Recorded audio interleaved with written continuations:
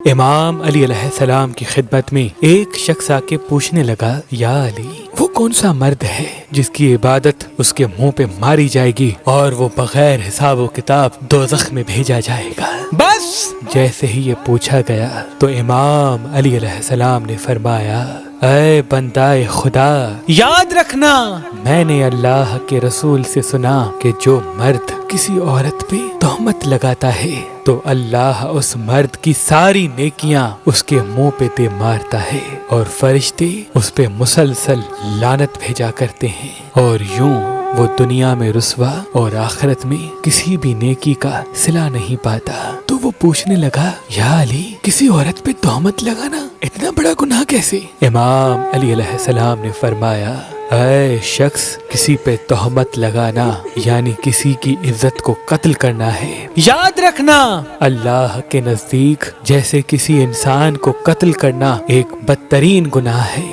ویسے ہی کسی پہ تہمت لگانا کسی کی عزت اور شخصیت کو قتل کرنے کے برابر ہے۔